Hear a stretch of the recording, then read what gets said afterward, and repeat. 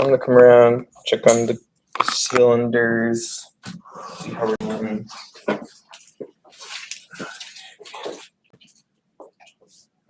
So, drawing some cylinders. Three? Yes, different angles, different cylinders, floating in throughout space.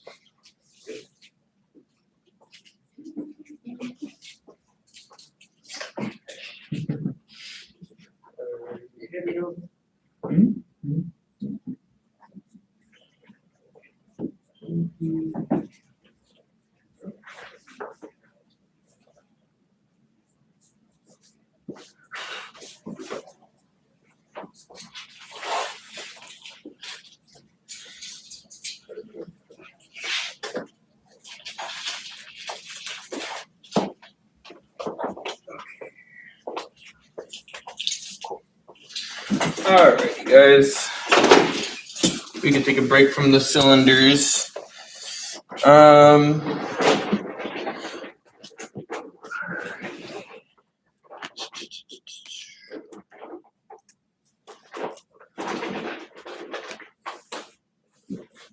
So just to remind, so we're gonna get started here. So today we're gonna be doing some cubes, which are very similar to cylinders. Again, another tool to use.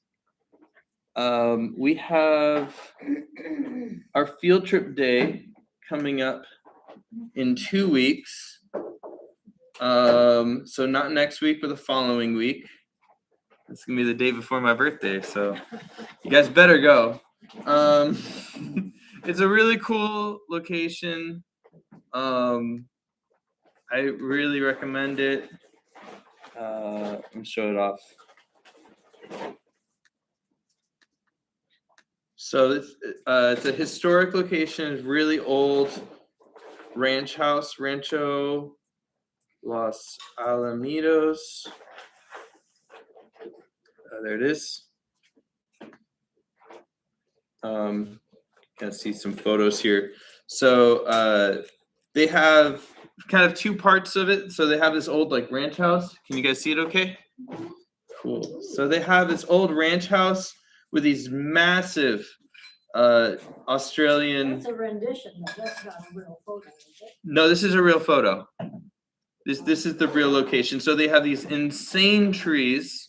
Talking about cylinders, there's a lot of them. That's what trees are made up of.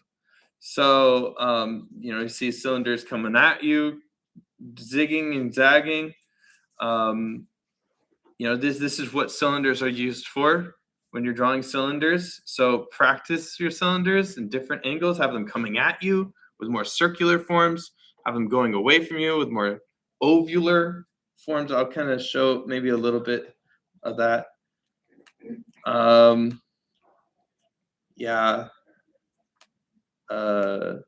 It's pretty cool. They have like all these gardens that are just beautiful. A little creek that goes throughout it. This pathway here. They also have a barn area where this is where we'll be kind of hanging out because they have animals and things. They have like a blacksmith that goes there. Let's see. Here we go. So here's one of their barns. They got some old wagon there. Let's see. Try to get a good picture. They're not showing the animals, which I'm kind of sad about. Yeah, here's more of their barn area. Ah, there we are. We got horses too. So I figured we'd go over kind of some horse drawing, kind of looking at some of that. But again, horses are also, there's a lot of cylindrical forms in animals and curves and stuff that, kind of go beyond just rigid cylinders. But there's also a lot of stronger, rigid, even cube-like forms. You can see it especially in the hips here. Very straight edges. Let me draw on top so you know what I'm talking about. You're like, cube? I don't see cubes probably. This guy's on something. Not school really. Okay, so we got here. So when I say cubes, we could look at the hips especially. Maybe it's just a piece of a cube. But just knowing how to draw cubes or those shapes and forms inside of a horse can really break things up.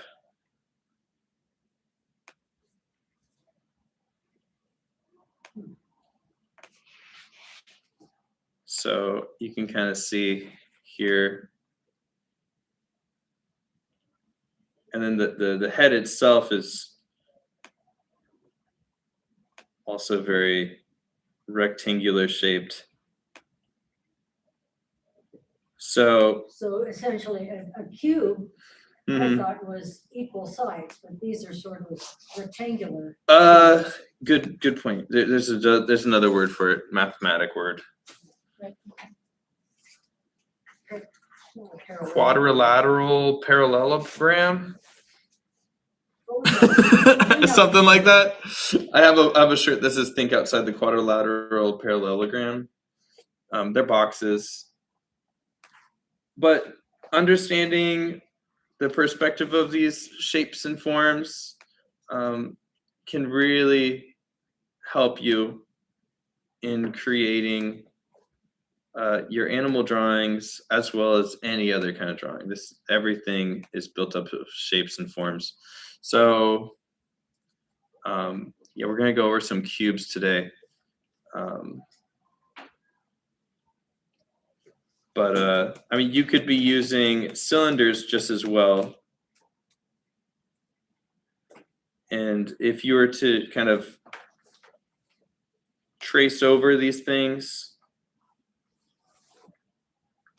you know, you could see certain cylinders in there. Is that making sense, guys?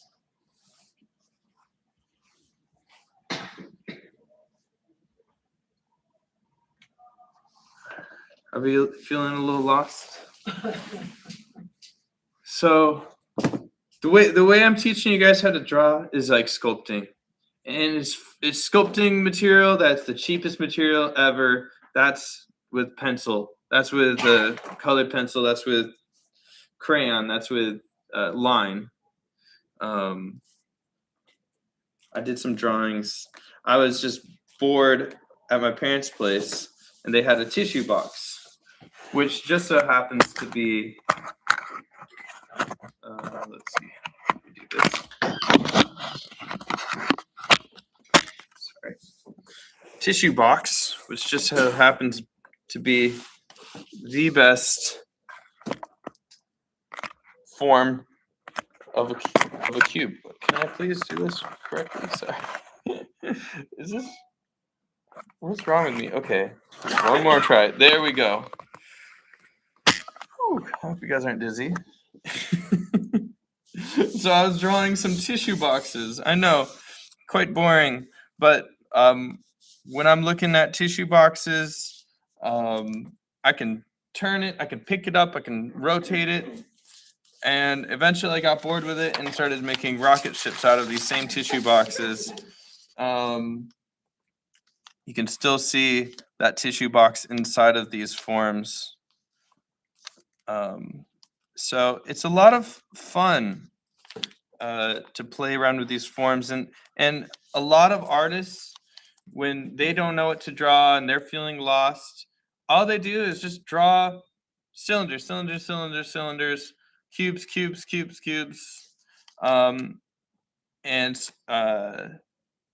and it's just a good habit to get into. But you know, allow yourself to wander and be creative with these forms. You can get better at them. There's some really great books I recommend. But we'll get into just kind of the basics perspective. You kind of see I did some drawings of a horse, kind of using some boxes and cylinders and even cones. So yeah, let's hop into it. This is annoying. Okay. Sweet. All right. So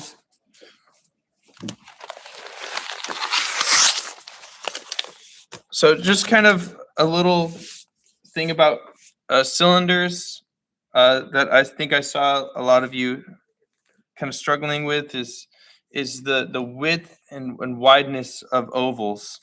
So I mean of cylinders, ovals. I don't know how to describe it, but what I'm seeing a lot of is you're doing one oval and you're doing another oval,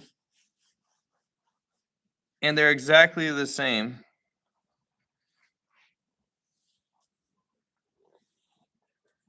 I mean, this is believable to be a nice cylinder, but in perspective, guys, remember that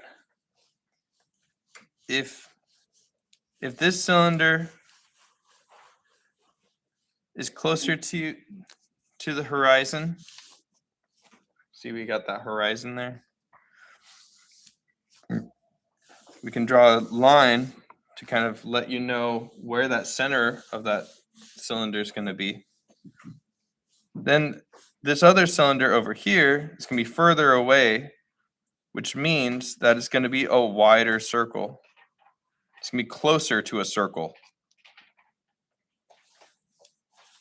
And because it's going further away, those lines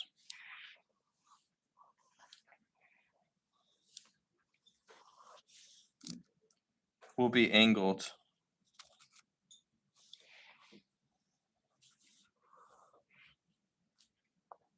Does that make sense? So if you were looking at a cylinder and it was horizontal and perfectly parallel to the horizon, Mm-hmm. then the two circles would be the same. If you were right in the middle. Here, let's look at an example.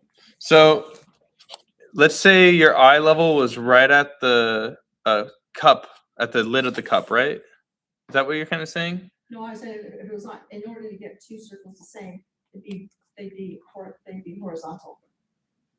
And you'd be in the middle. Perpendicular and you're looking at the very center. So okay. So let's say, That little dot that you said. let me see if I can get a clean cup. I can get something really clear. Oh, this is clean. Okay. So let's just angle it just right. So right there, the video shows that we are right in the middle of the cup. I mean, eye level is right in the middle of the cup. Which means that this oval has the same kind of dimensions as this oval up here, or at least I'm trying to make it that way. Okay. That's because, If your eye level is halfway between right. the halfway mark of the cylinder. And then if you kind of lowered your eye level, then we're going to see something different here. Now you see that the bottom of the cup, look how much more open that is. I'm just moving my finger around that rim, but that's, see how much movement that is compared to this up here, Yeah. where if I'm moving my finger around that rim, it's not going up and down at all. It's all staying along that outside. See that? So that's a big thing to kind of pay attention to. And you know, as I rotate this and move this around, that horizon might be much different.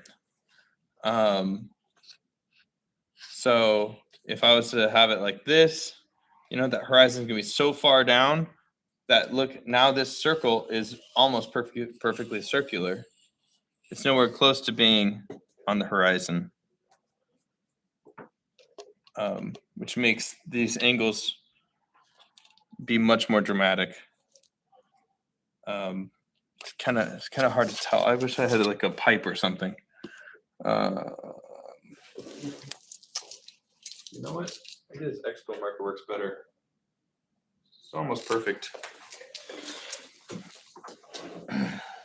So you can see here, this Expo marker is almost exactly a pipe. It's almost exactly the same width. But when I move it towards us, now I'm seeing that extreme angle. See how it's kind of starting out thick here, and it's going thinner and thinner and smaller? That happens in perspective. Very minorly sometimes, but it always happens because we all know that when something's closer to you, it seems bigger, right? I remember being in trouble in class and teacher being right up on my face is pretty dramatic versus having a teacher talk to me from across the room. I'm just like, oh gosh, you're huge. Yeah, exactly. I'm so scared, I know. But just that general idea of it being closer to you is gonna make it bigger. Being farther away from you is gonna make it smaller. And I can rotate it, spin it, and now all of a sudden, this is much bigger and this is much, much smaller. Yeah, not sponsored, but okay. So those are some things that you guys could definitely work on when you're sketching and doodling. You know, in a corner of a sheet, you know.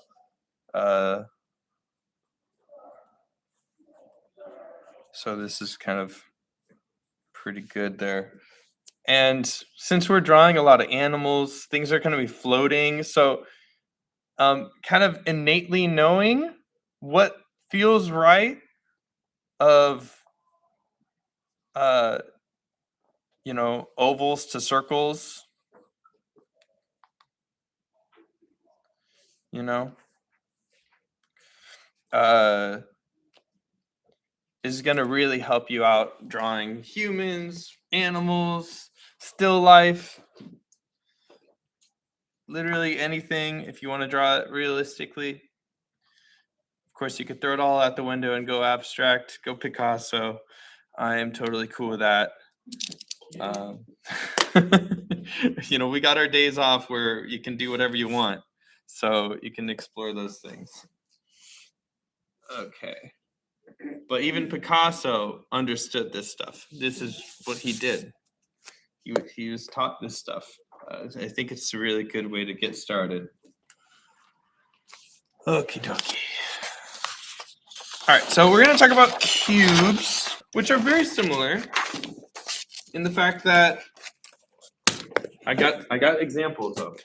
I just came back from Fletching College. We got some chairs.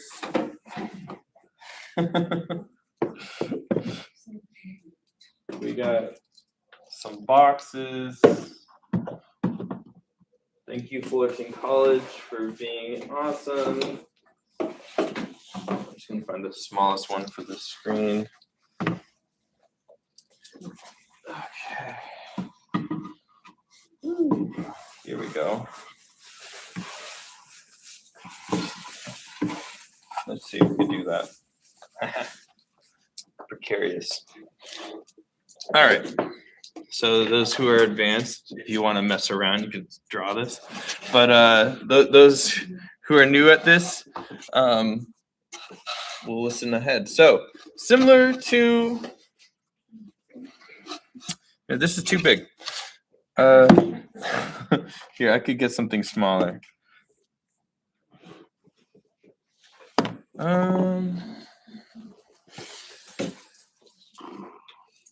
Oh, phone, wallet.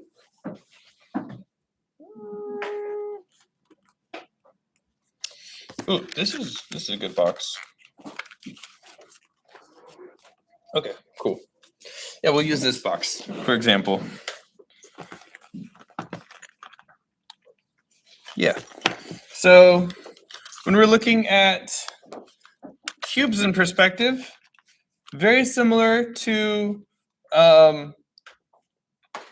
cylinders, they have a face here that starts off big and gets smaller. Amazing. Mind-blowing. And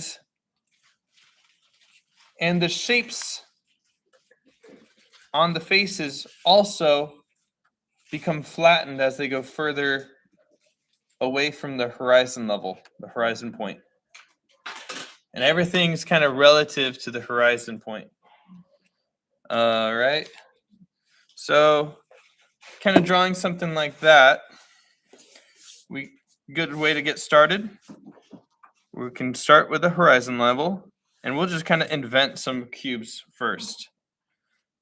This is a cool thing about perspective, is because it takes logic, you can invent a lot of things. So if you're drawing something and you want to put a chair on the ceiling, you could do that because you understand, you see the chair as a reference, but you could still break that chair down as a cube and throw it anywhere you want in the room.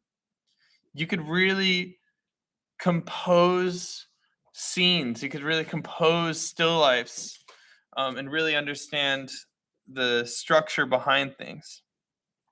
All right, so we're going to start deep end here. We're going to put 2 dots here.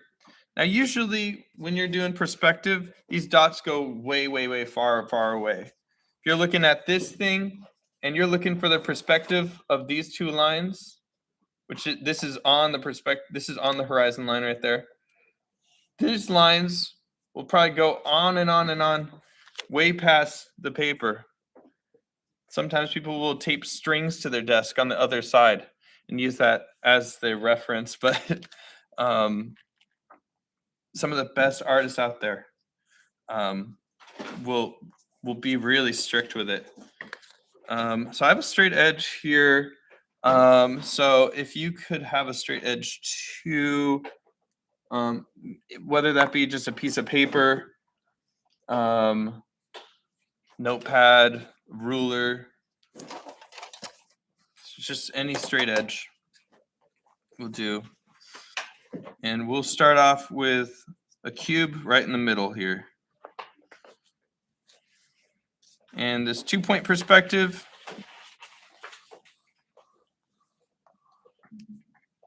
you don't really need to worry so much about what's it called? I don't know where I was going with that, but there's different axes. So there's an x-axis. There's the x-axis.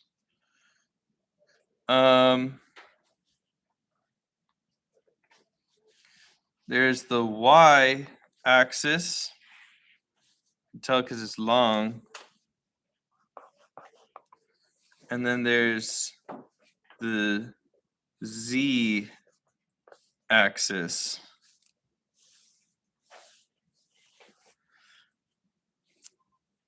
And this is an infinite shape right here. This is an infinite box. Imagine if this thing just went on for infinity. That's what we're looking at right here. Amazing. We made a box. An infinite box. You could have an infinite amount of doors in here leading out to, I don't know, some sort of Scooby-Doo dimension, you know? I'm just playing around. See, the whole idea of doing all these boxes and stuff is that you can play. This is how you build worlds. And or build the world that you see in front of you. Now, again, when things are close to you, things are farther apart, things are more broad, And as they get, okay. Well, it was very precarious. My bad.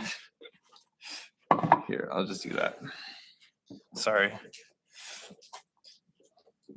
So things are wide, and then as they go, they get skinnier and closer and closer and closer and closer and closer and closer and closer together, just like a ball bouncing and landing on the table. That's how I kind of see this stuff. Because you can't do all the math and be like, oh, this is a third of the way over, this is a third, a third, a third, a third, a third, a third, a third. It could be like a math equation to you. But to me, I think it's easier to kind of draw with a tempo, because there's a certain point where that ball bouncing on glass or something vibrates so quickly you can't pick out the rhythm because it's so close together. That's where I get scribbly. The same thing was with art. Now let's chop this because we're sculpting today. We're gonna chop this in half. So let's go chop this right here. I'm gonna chop another y-axis in there. And maybe I'll chop it again right here. There we go. Now our building is much smaller.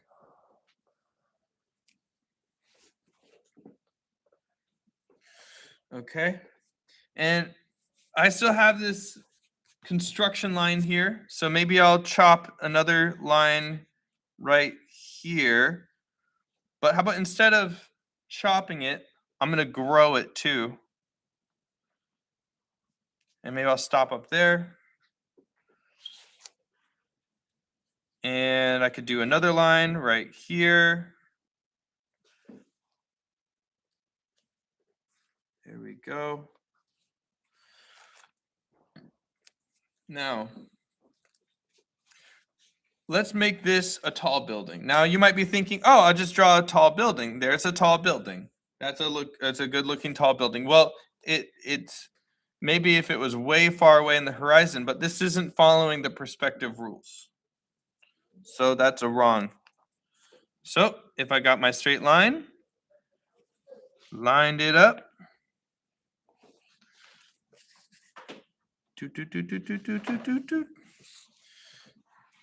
There's the actual angle of that side of that building there.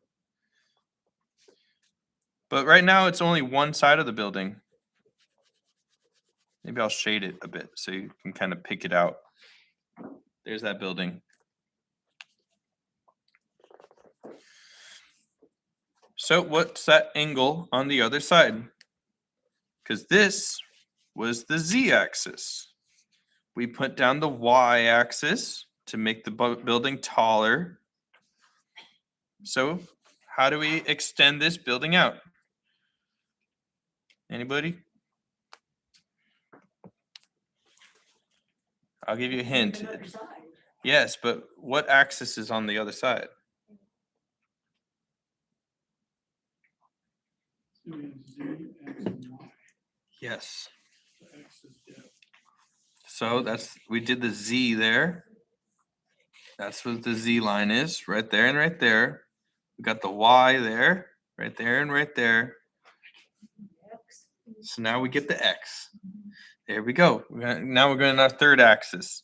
The third axis, because this is the first, second, and then we can just kind of connect those lines up. Right there and right there.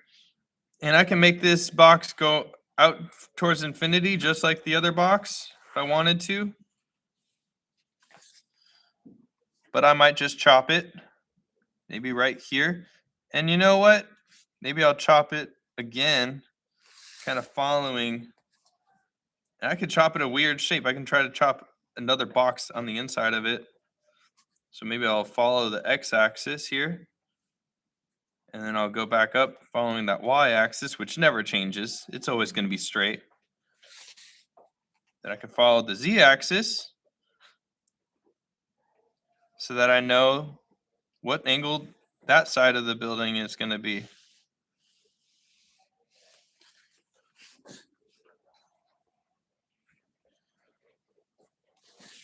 Yeah.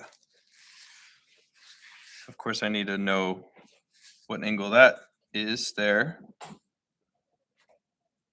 So that's also the x-axis. There we go. I can kind of shade one side so I can kind of guess where the lighting's always going to be. And maybe I'll chop it off here. Bam. Now I got some cool buildings. All right. Now let's say we had a box hovering, or heck, we'll make it into a nice square-shaped tree. I'll put a ground point here. I'll have that tree be a long, tall tree. Maybe it'll be like a square palm tree.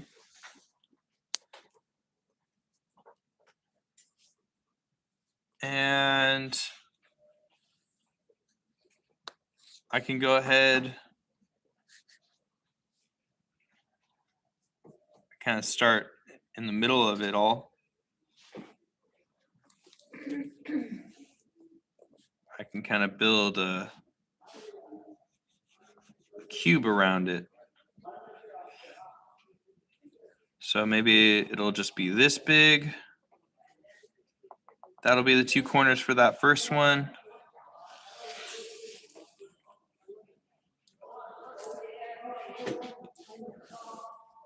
Maybe I'll have it go a little different.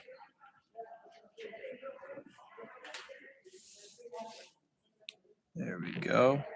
So I'm just following that x-axis after I put down that z-axis. Go back to that z-axis, finish things off. And there's the base of that box. Is that making sense how I made that? That's your palm tree? Will be.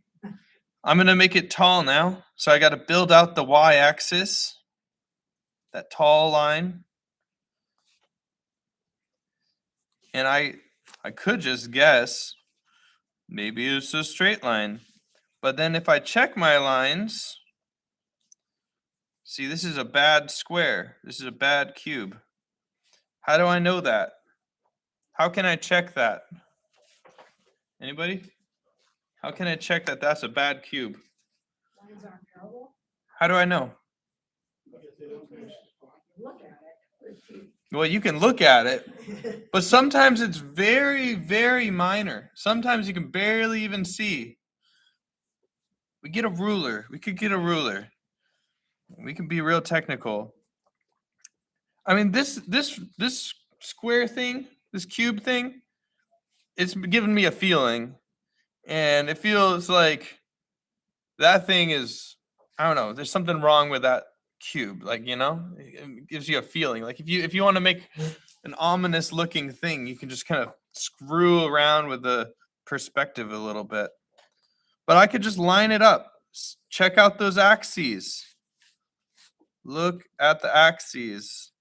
Check that z-axis. See how they line up? That's how that line should be lined up. Now I'm correcting my work. I can check my x-axis. Line that up. So it's going to be, so that way I know it's going to be touching the same perspective. I can double check this work too. That looks good too. Yeah.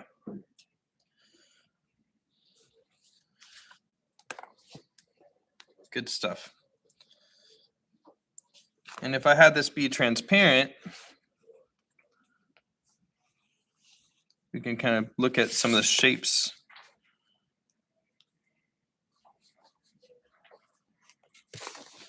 Well, it's a little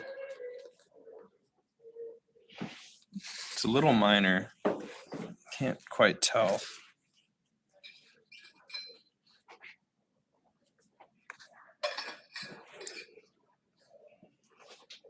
But these shapes from the top and the bottom of the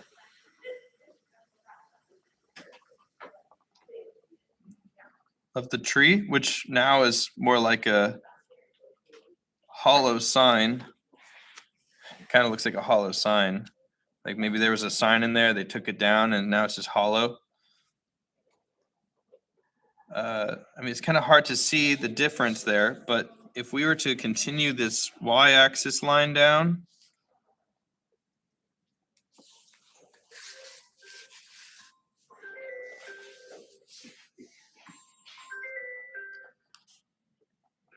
now these lines, these will never change.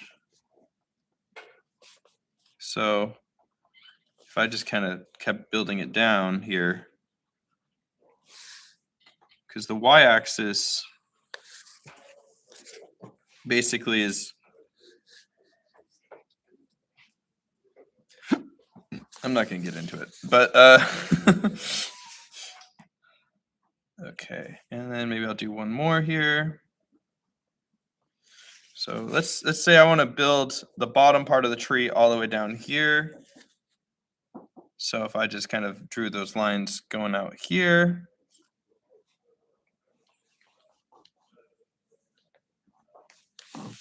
and this line out here,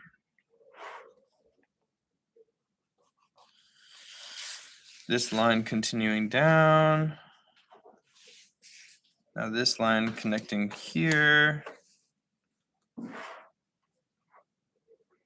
following those axes, following this axis. Look at what's happening to these cubes. Does it look familiar?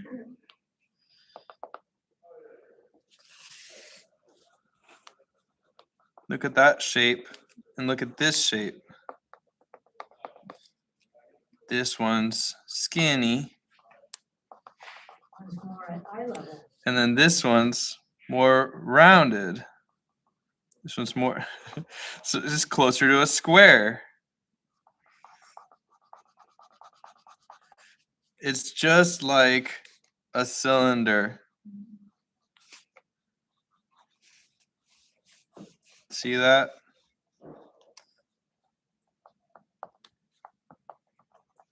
Many artists will use cylinders to start things off because it's easy to draw a cylinder.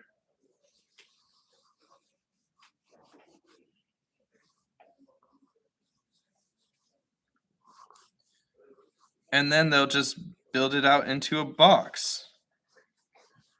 Make a little X, connect the lines, the intersections.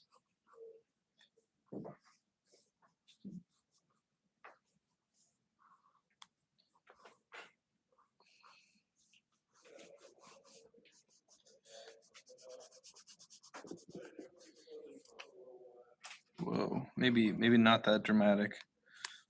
Sometimes you still have to kind of correct yourself.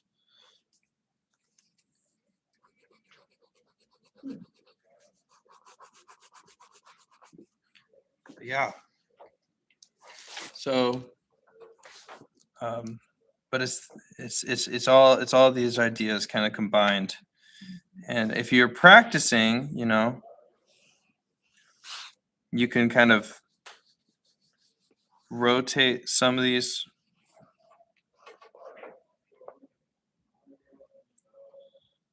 cylinders around, and then, you know, you could kind of practice certain boxes here.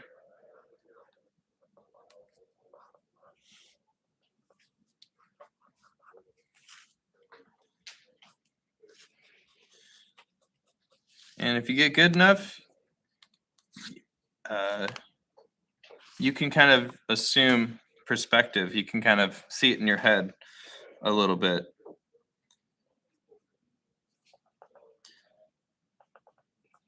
But there's always that idea that something that's close to you is bigger, something that's farther away is smaller.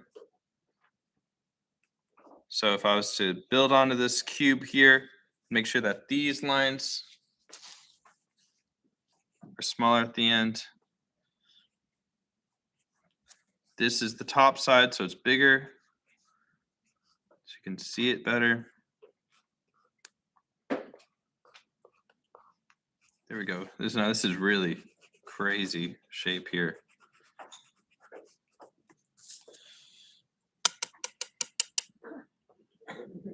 All right.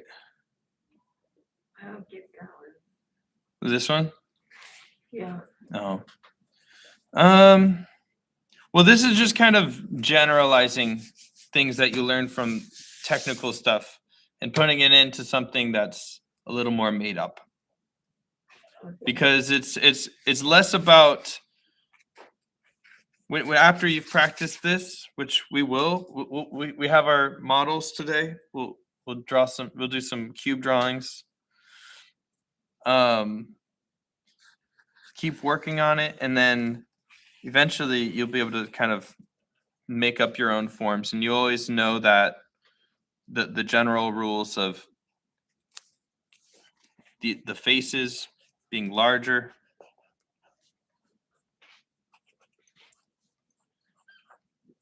and then getting smaller as they go away. Yeah. And this happens in buildings, this happens in nature, this happens man-made things. So alrighty. Good stuff.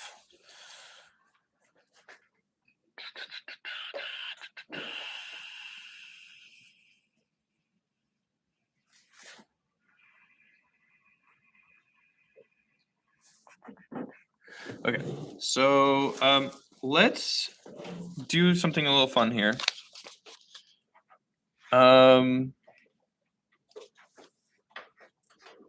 Let's make a little street corner, okay? Starting with the building that's on the corner. And of course I can turn this into a tree, kind of add some extra bushes and stuff like that, extra shapes. No.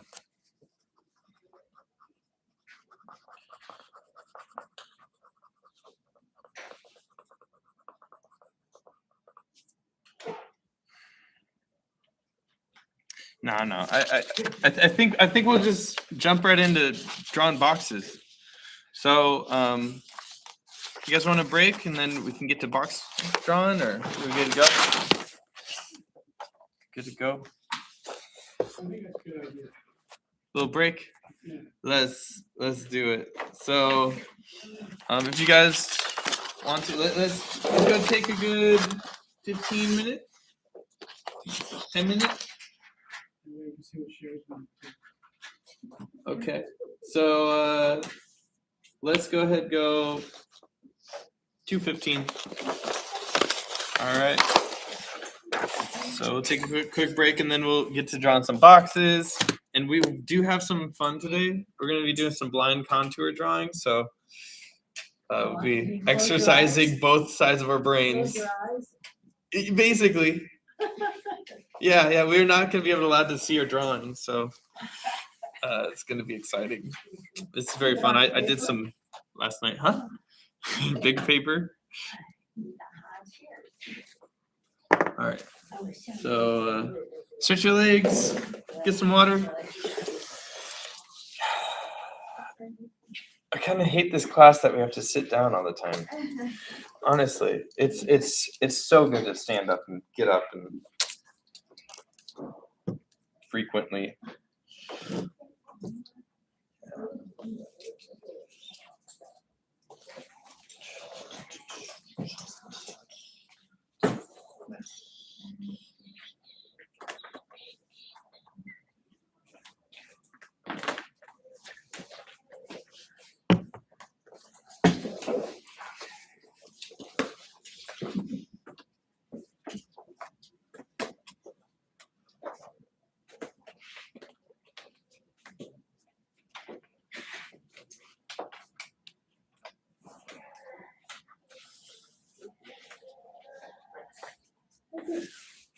Making sense to you guys. Yeah. Good.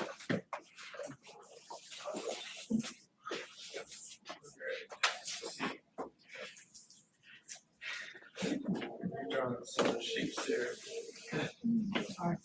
Yeah. Yeah. Some of those is tiny, Uh-huh.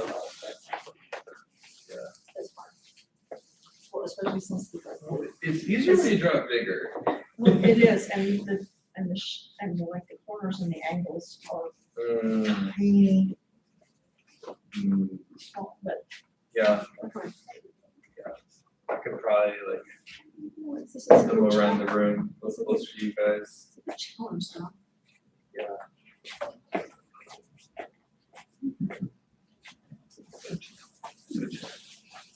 It looks like a lot of people are getting it, like right away.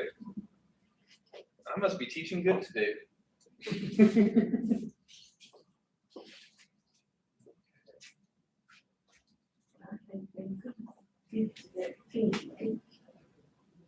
Three good senators on paper for.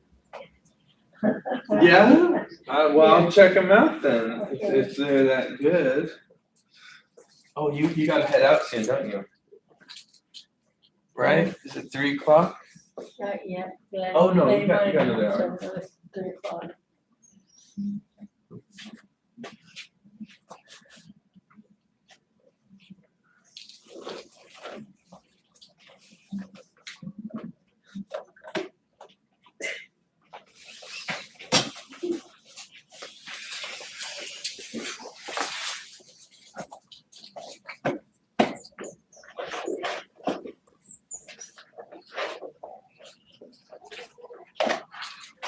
You want me to move these around?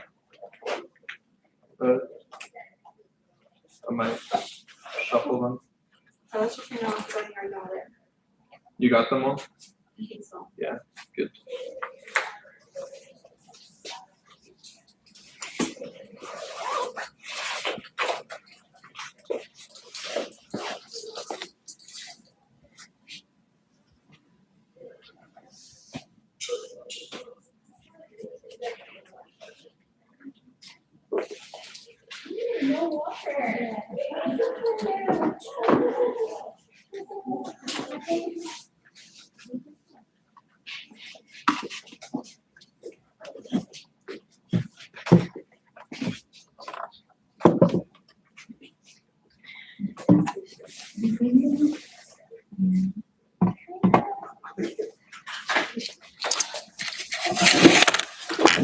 So fun to play with blocks.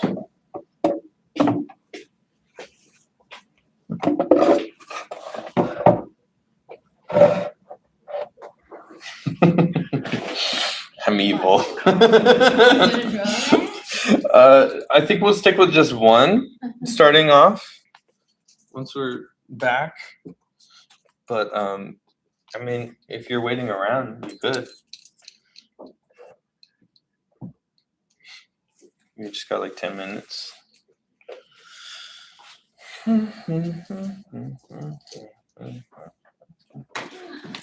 Hello. Hi. Welcome back. Better late than never, right, Sandra? So frustrated. The lift system was not working. And I was trying for over an hour and 20 minutes to get a driver that spoke English that could get me here. I was okay if they didn't speak English, but their computer system wasn't working.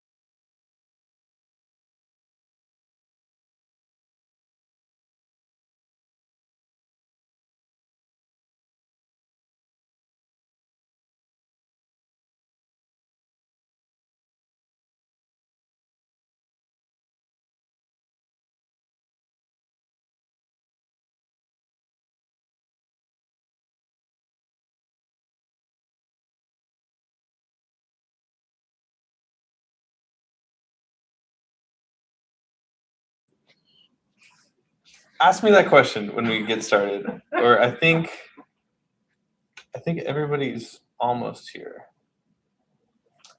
Is this everybody? I think we have one more person, right? Okay. Okay. All right. Ask me that question, and then I'll kind of go over it real quick. Oh, we did some of this last semester. Yes. Yes. I think it's a good refresher.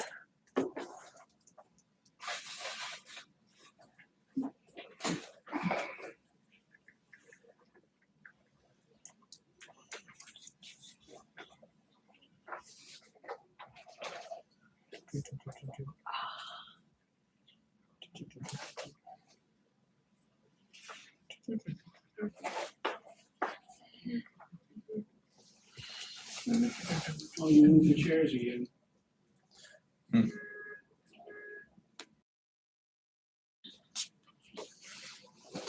You guys got any art museums lately?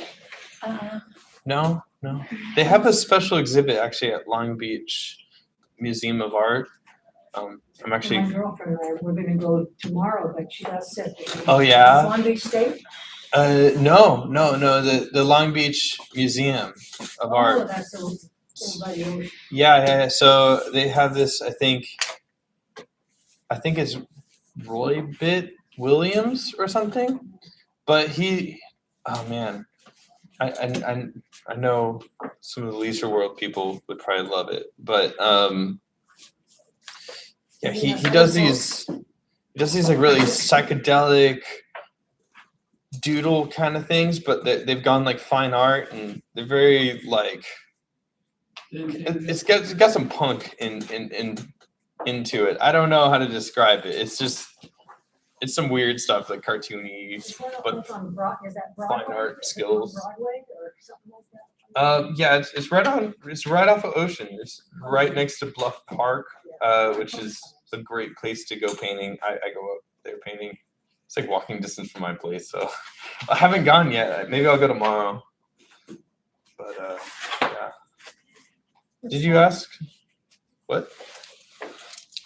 What's the name of the place? Oh, Long Beach Museum of Art. It's really small, but some pretty. Like if you were looking for like fine dining too, they have like a really nice restaurant right next to it.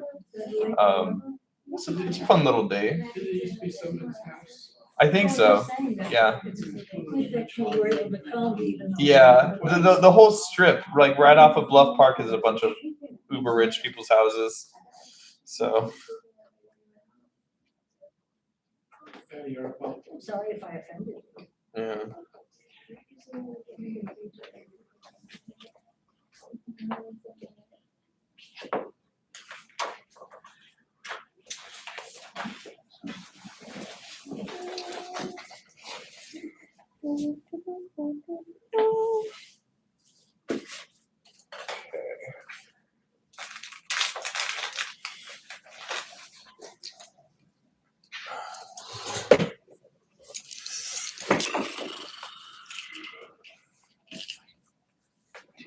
And then people online said something. Okay. Oh, cool. Aisha's here online, and then Ms. Jogal is here too. Cool. Hello, everybody.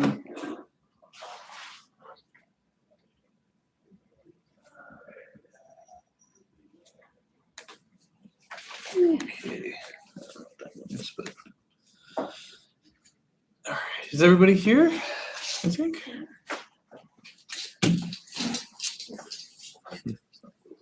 Almost.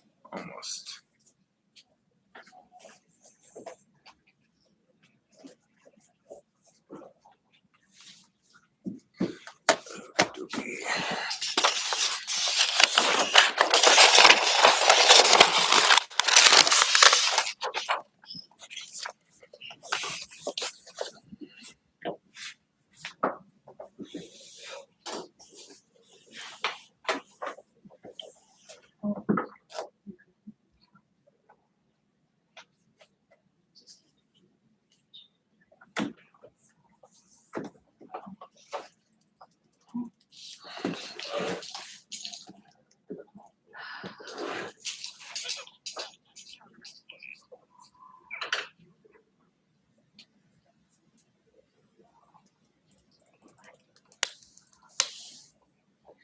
Let's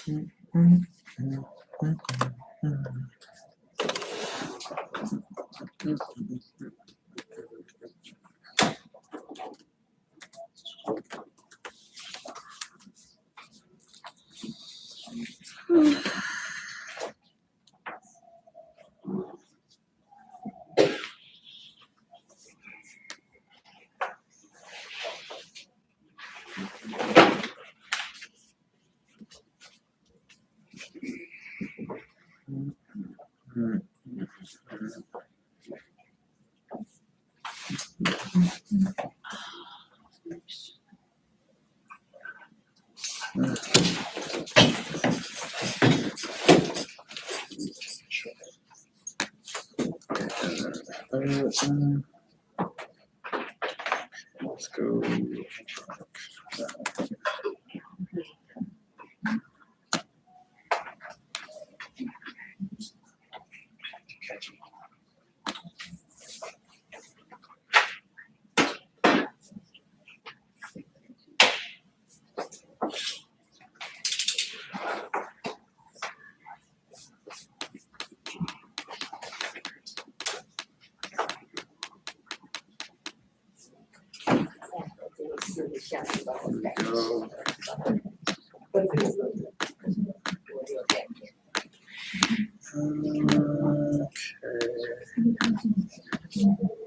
Here.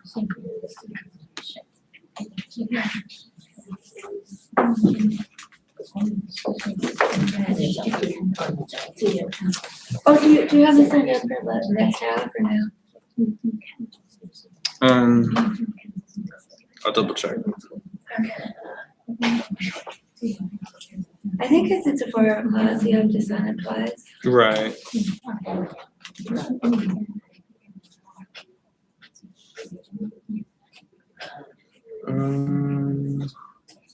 Here. Um,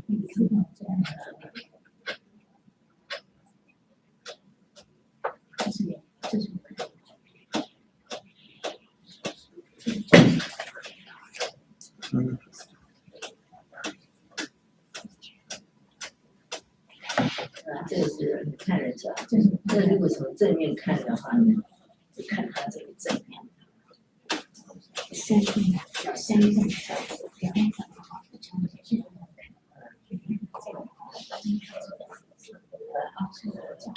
Okay, yeah, I don't see your name. Yeah. Are you able to do it or how do I do it? Yeah.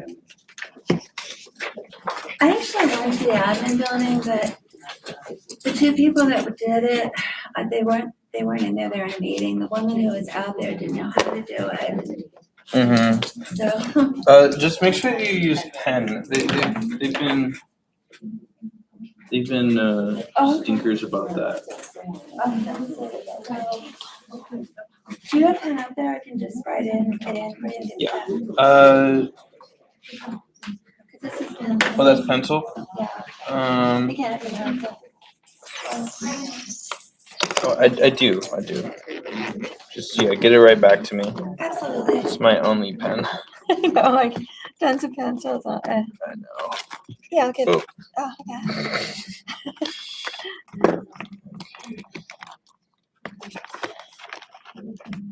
Mm, Here we go. oh, okay, thank you. And the numbers on there and everything. Okie dokie, guys. Let's get going. So.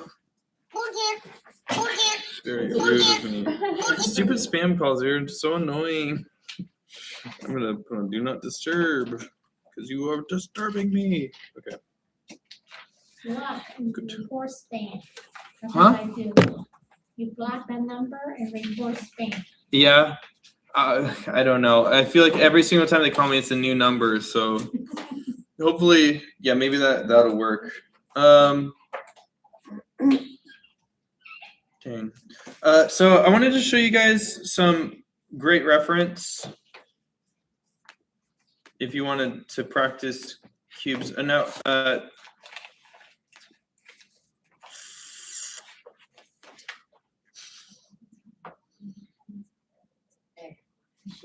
就是我没有把它弄成立体的。 Cubes are so easy because you can find it everywhere. You could use your phone or a white box. All right, so let's go ahead. Since we're getting this, let's go ahead and have a little fun here. So I'm gonna hold up, or I'm gonna put up the cube.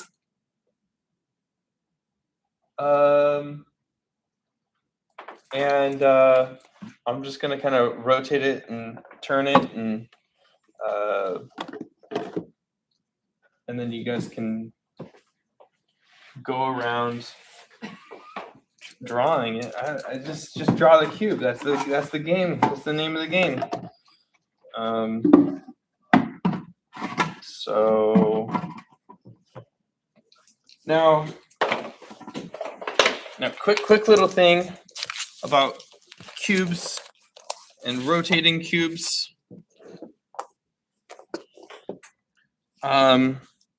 Is that if it's all on the same plane, which is this is the plane that we are lying all of our boxes onto, we could have line and a line here.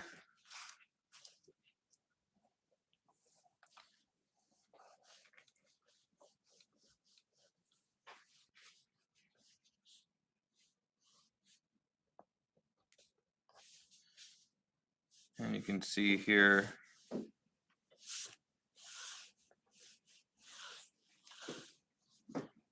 a straight edge is a lot better, but sometimes if you're working quickly, practicing that straight line can really help you.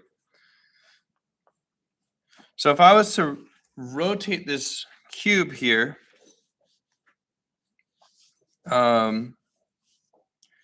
then that would mean that it would still be on the same plane, but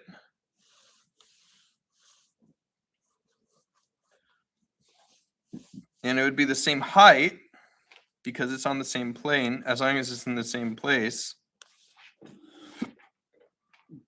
because it didn't get any much closer to you and didn't get any much farther than you. This line here is the same distance as this line here. Thank you. Thank you.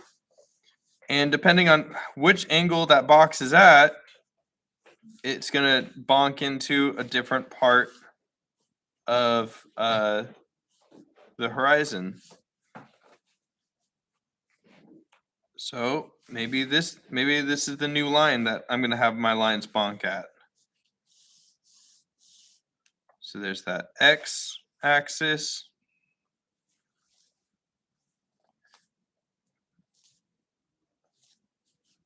And now, since this line has moved over to the left, so has the other line. So maybe it's even off of the canvas, off of the paper. So maybe I'll kind of put an imaginary line over here. And I can kind of imagine that line going all the way over there. And I just will know that the general rule is that these lines, no matter what, they're going to be slowly coming together to a point on that horizon. So make sure that those lines will be a little bit thicker on one side, a little bit thinner. So it will just be really small deviations sometimes. And I can follow that line there. There's this line here. Now this is a bigger face, which means that these lines more likely to get a little bit smaller.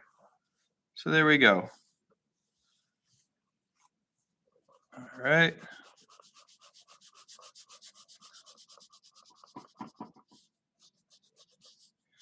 So you can see here how it's rotated.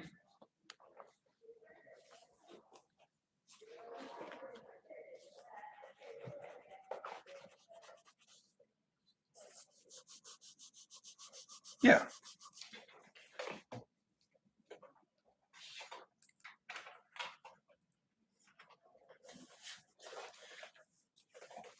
But you just have to understand the planes. And if I was to rotate it even more, maybe crooked, well, maybe I'll have it kind of go off in this direction here.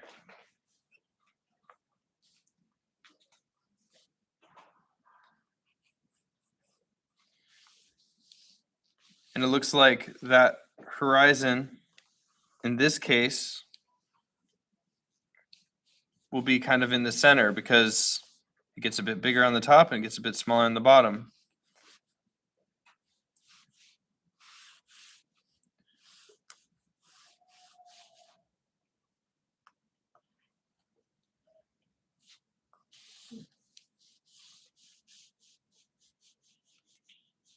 So I could have this rotated cube with a totally different horizon, even though that horizon doesn't exist. I could have another cube down here.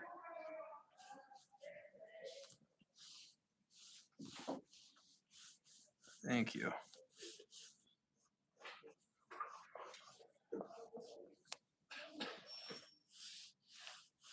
There we go. Have this other cube also contacting that same point there. And yada yada and so on and so forth. But this is on another horizon, but it still all connects. It still follows the same rules, these little cubes. And because we're humans, we can't really catch that all the time. So if you're just kind of following the rules here, where you all already know that everything that's closer to you is bigger, things that go away from you are rounder and smaller.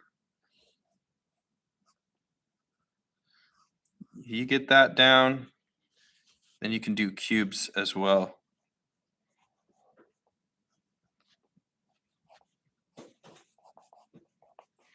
And this is how you can make some really dynamic art. So, and that's just stuff like flying, maybe you could make a little ramp or something.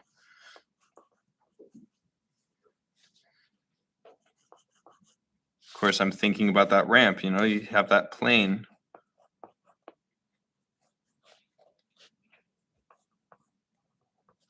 See, and maybe this is some car. I could add some wheels to it.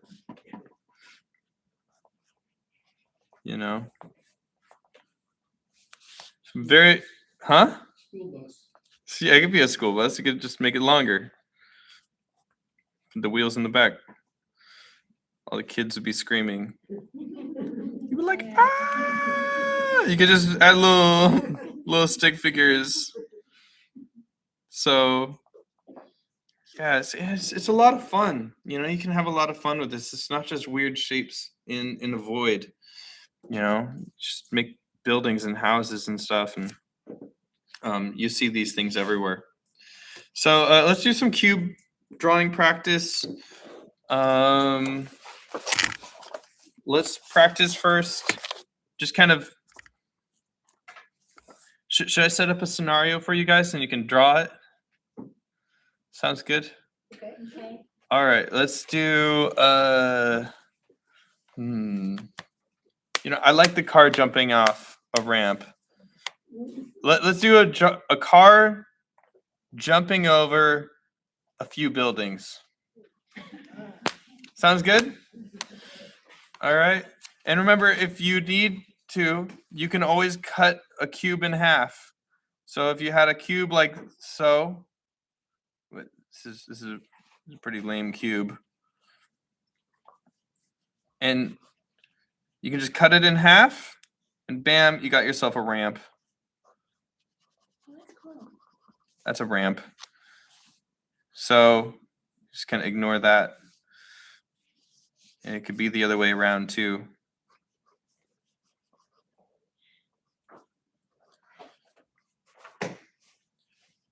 So if I had the ramp this way, I could add that ramp in that way. And then I could just add that ramp in that way. Bam, we got ourselves one ramp each side.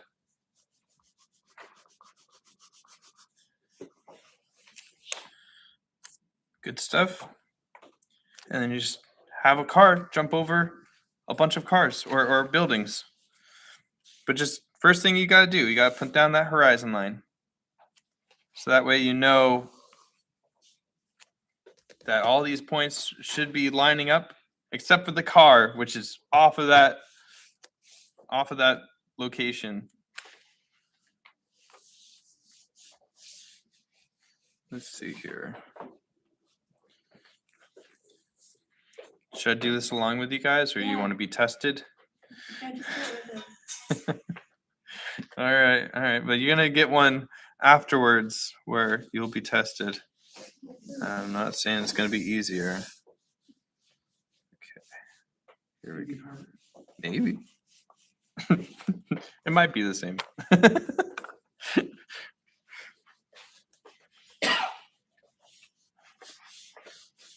We have not come to expect easy. uh, it's good to have a challenge. That's the only way to get better.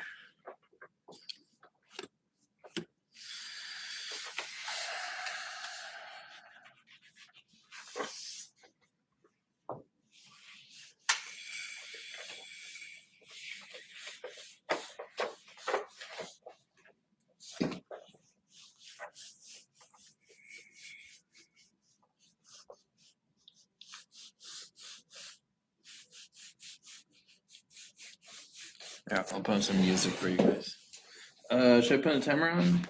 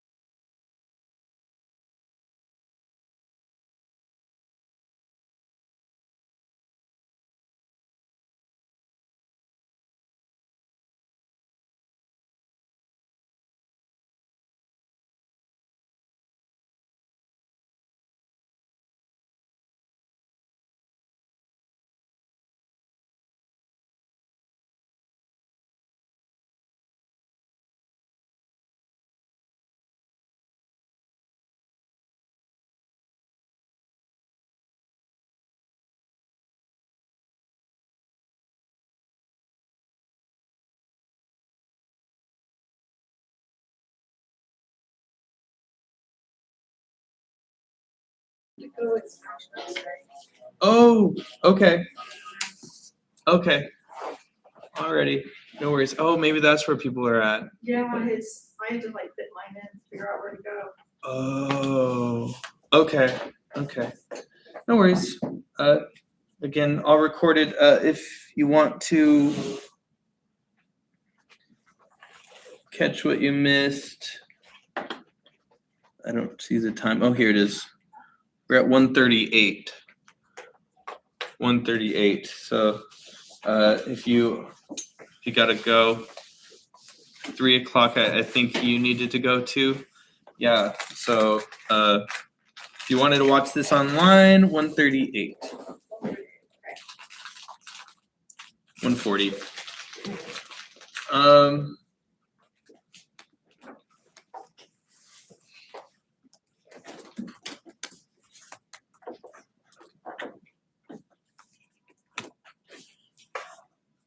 Okay.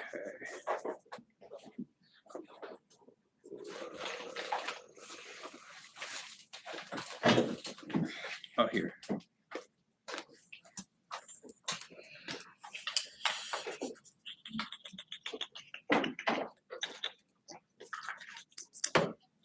Okay, cool. All right.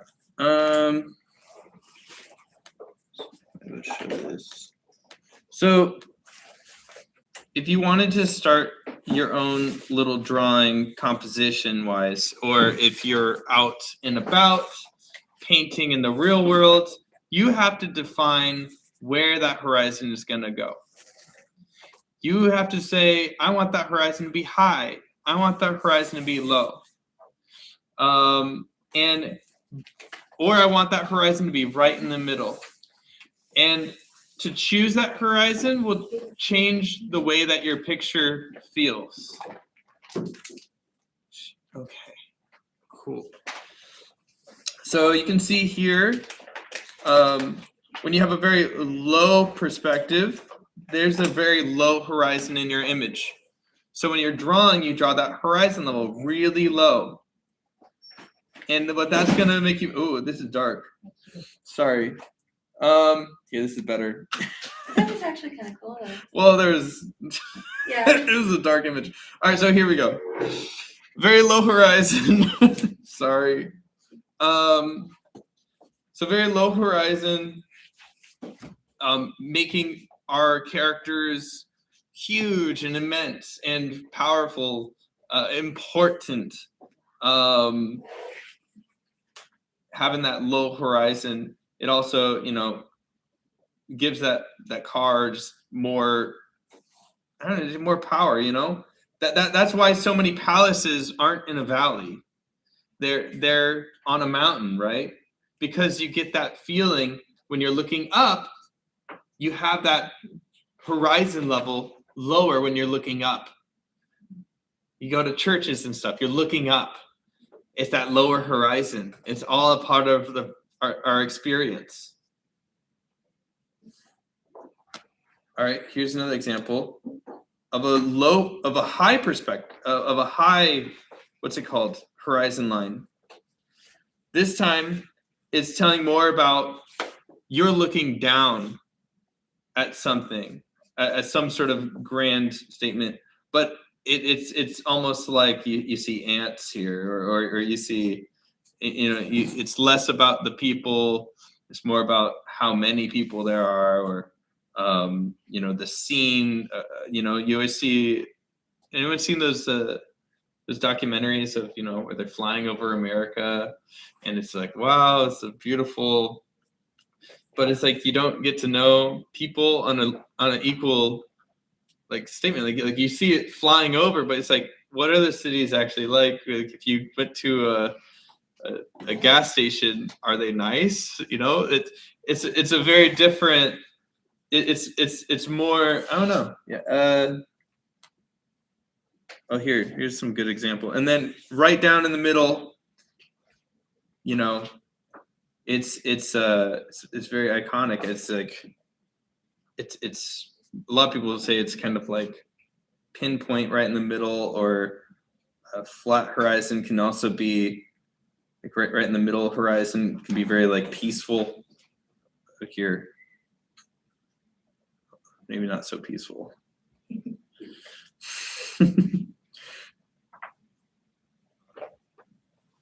But yeah, Horizon can create a lot of different feelings for your artwork. So when you're starting a piece, throw down the horizon, and you can kind of define a lot. And that horizon is there to help you. Okay. Yeah, movies are great. Are great to see kind of how they use the horizon. Yeah. Okay.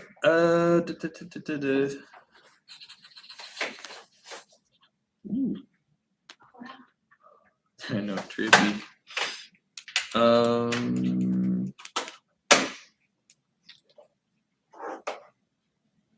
Should we draw some horses now? Get to it.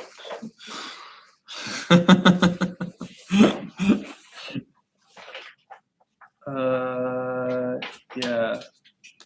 So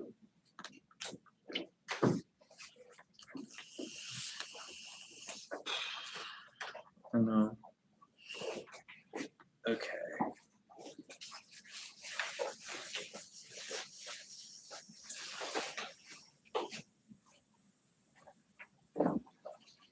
So just to loosen things up today, I thought it'd be fun to do some gesture drawing of horses. And then we're gonna do a blind gesture and we'll paint it. Hopefully it'll be a fast painting. The blind gesture, Huh? painting the blind gesture. Yeah. It's fun. It's a bit of a mess, but you kind of have to put the pieces together. I did some paintings this last week. I would show you if I had it readily available. But all right, no problem. I'll see you next week. Yeah.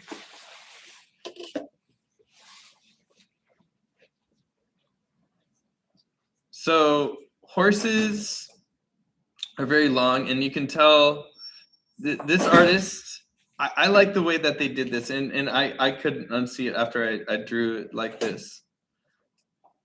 So how this artist kind of broke things down, let me just pull it in the view.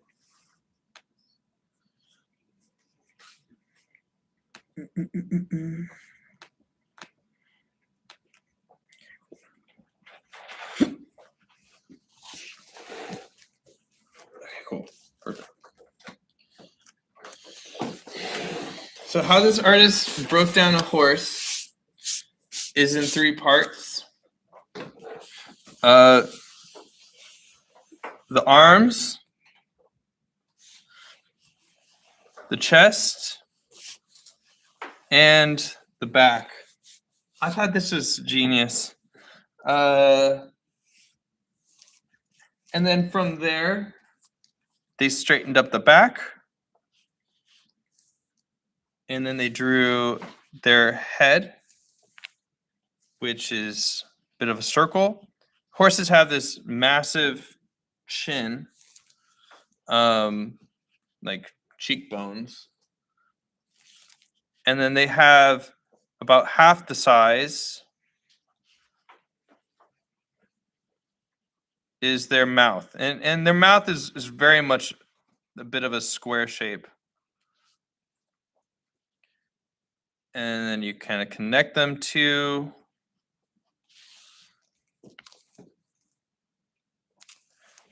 and then the ears, I always like to do like a little oval.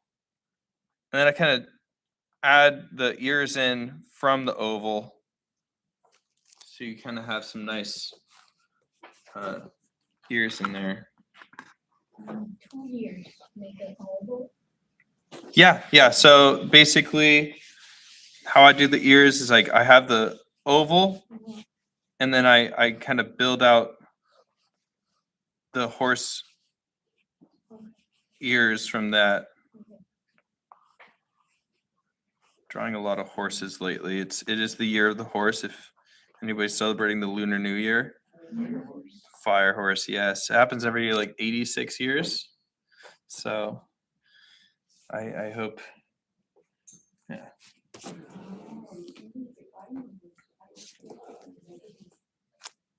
Red horses. And this one. Coming down from there. Granddaughter's water, she's expecting grandson. Sweet. And she looks like horse. That's cute. So we got the neck kind of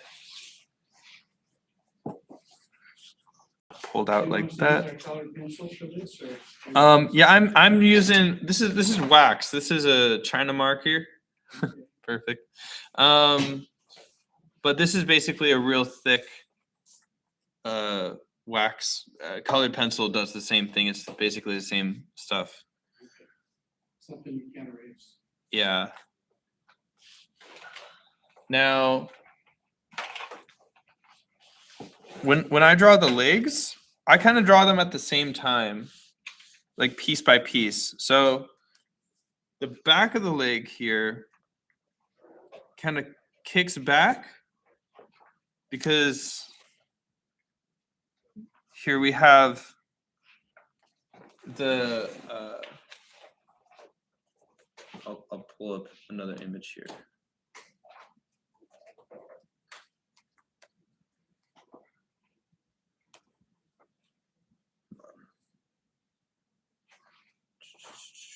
Here we go.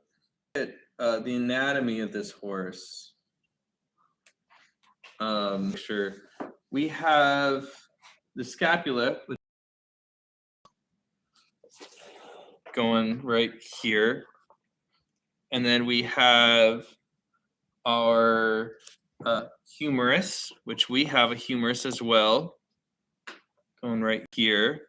And then going down outside of the body forms, we have the ulna and radius going down about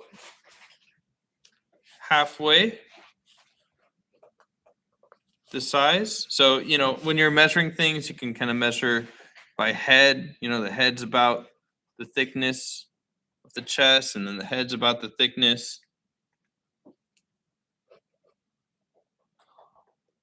of there it is, the ulna. So that's basically what we have here.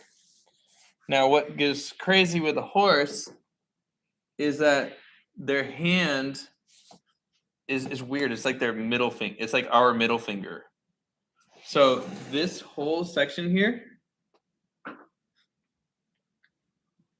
right there, that's like one part of the finger to, so it's like phalanges, like, so that's, so all of this down here basically is something like this. So there's the arm right there. There's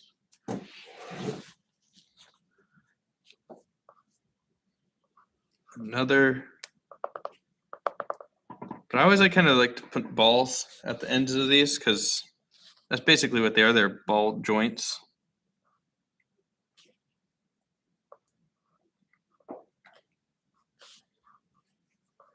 And then at the base of the horse, you get these boys, which kind of, they're a bit of a, they're like a curved cylinder. See that okay? But I mean, if you just drew sticks, and then I did that, I try to do that at the same time, because these line up right there. There we go. And then this goes out here, about the same height. And then goes out here.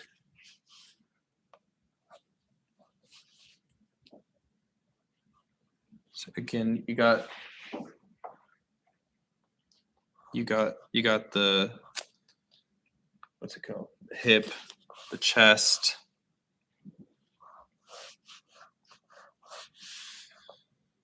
And then the belly can be more or less out depending on how chubby this horse is. And then tail. Take the horse from Angle. Cool. Thank you. It's not a bad thing to be. Okay, cool. And of course the eye, a little above the center of the circle. I just felt like the front legs would be kind of modified. The back legs and front legs would be a Yeah. little kind of alive now. Alive? Alike. Alike? No. What I've read before, which messes with some people, is that I saw somebody describing horses as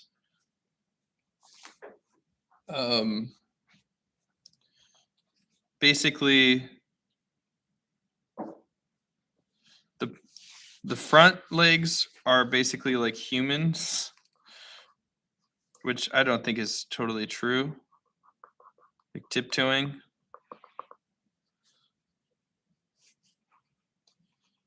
And then, I could just draw a little guy here. Imagine this being a horse.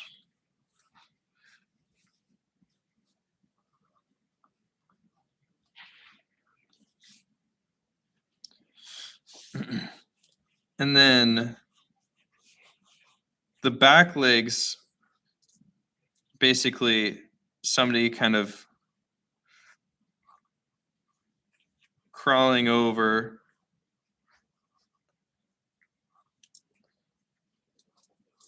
and then they're like standing on their feet here, but then their feet keeps going.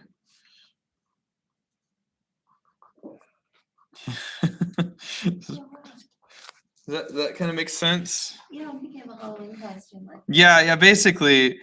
But I mean, the muscles are differently shaped because the muscles are more being pulled from like the inside. So they're not as humanly leg shaped as ours are. Like ours are more like ovular. Horses are more like phalangeal, like in our fingers, in a way. And maybe a skinny finger would be more of a better example. But you can still kind of see how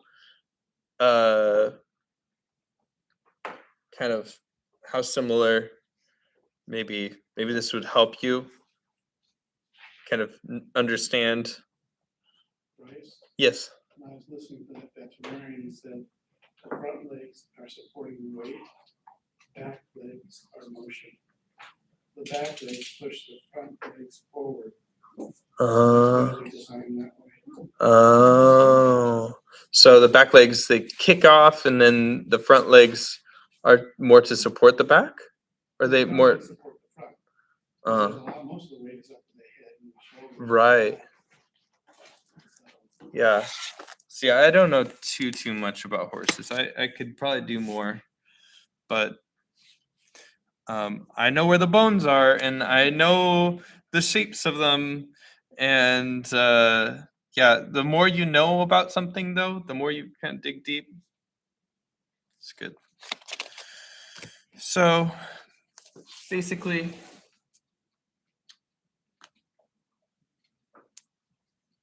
back to the gesture drawings. They split it up in 3 circles. So when you're drawing it quickly, which is a gesture drawing, and let's say a horse was coming at us, like this one is, you can draw those 3 circles, but all aligned to each other. Wait, maybe I'll do it like this. Making sure that they get smaller as they go further away. Then I can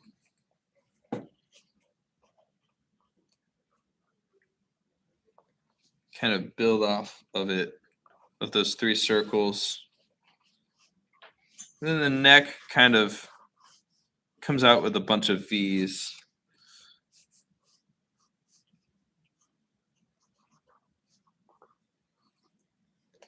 There we go. Front legs.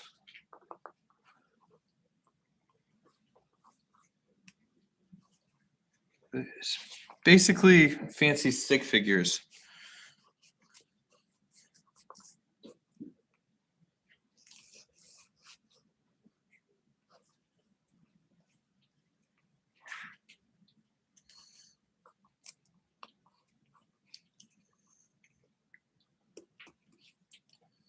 Oh boy.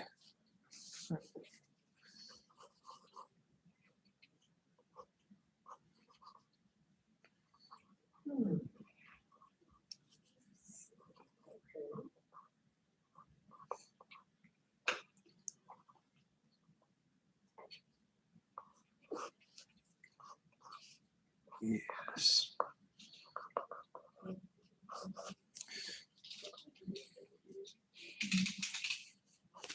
Yeah, this is being cut off by the page, so now I've got a very short horse. Yeah,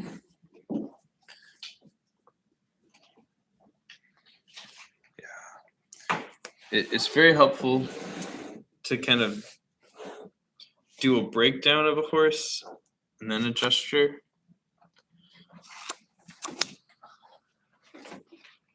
But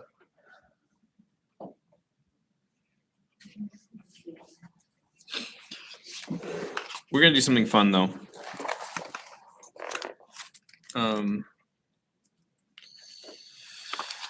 Okay, so here we go. We're gonna do some blind contour drawing, which is not about perfection, which is not about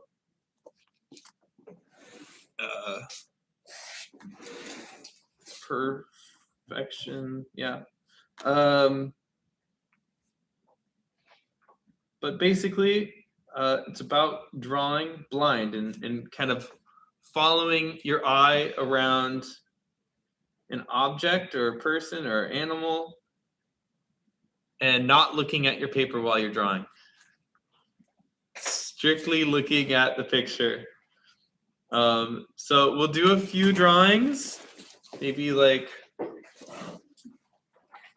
3, and then we'll do one in our fancy paper, and we're gonna try to follow all the same values that we did with the crane, but it would be a little of a mishmash. You might have to connect some dots and make it happen. It's really fun. I did it at home, and I came out with some very good paintings. A little goofy looking, but it's amazing what you can do with some very expressive lines and some painting. So I got some images here, but I also have some videos. So I'm gonna use some videos. Videos are probably the best reference to use when you're doing animals, because animals do things. They don't stay in one place. So if you kind of pause it and look at it, play it again, pause it, look at it, there's a lot to learn when you do things like that, okay? So let's jump into it. You guys ready? You said, look at the image and then just draw, don't look at. Yes, yes. They have very quick drawings. So maybe like 2 minutes tops. So we look at the picture. Yes. We look at the reference, but not our. Yes, exactly. And a continuous line. So don't lift your pencil. Any other criteria? Have fun.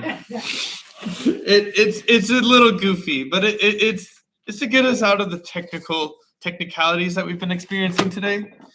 So let me go. When you try to do this, you don't do the circle. You stick to the Um, circle. You can definitely do circles. Circles will definitely help you. It's good to focus on the forms. If you can't see the circles. Well, we can draw circles pretty easy. I kind of like to start with like the biggest shapes and then kind of understand, oh, there's an eye there, there's an eye there, and this circle. There's more. There's no perfect experience for this. But let's start with this horse here. Sounds good? Okay. Here, I'll try to get it as big as I can. Is that good enough for you guys? Should be bigger. Here, I can hide this, I think. You don't look at the, you look at the picture.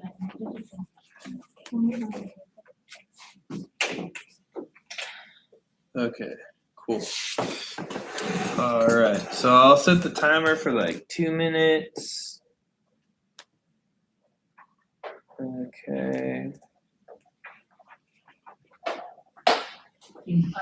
Where's my horse? This is a gesture. This is not anything. I know. Give me a sec. All right, here. I think 2 minutes is good. You'll find a blind contour drawing. You don't want too much time. Trust me. You'll be like, what's going on here? All right. Y'all ready? Set and gesture.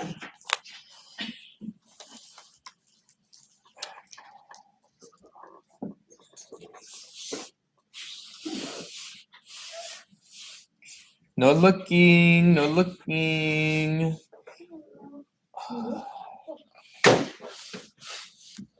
It's supposed to look off. Yeah.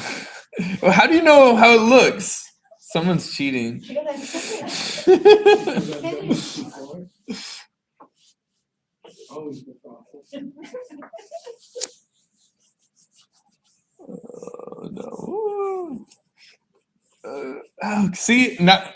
I'm up. I don't know what else is going on here. Oh gosh. The first one's this. I can't do it for. Oh no.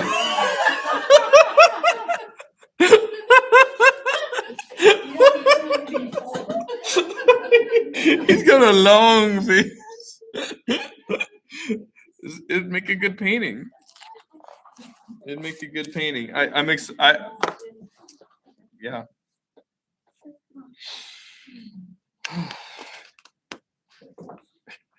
Who's looking at their paper? I see you.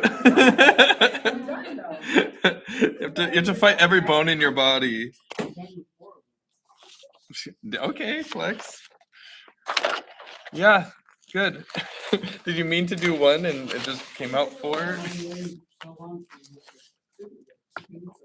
Oh shoot, that's crazy. I'm amazed that it looks like a horse, even when you don't like at your paper when you're drawing it, I can tell what it is. Hmm. Kind of looks like a Halloween version of a horse. Yeah.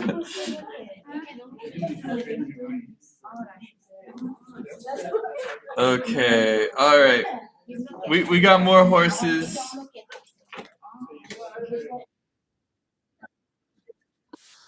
Legs without lifting up your pencil. Let's go over each.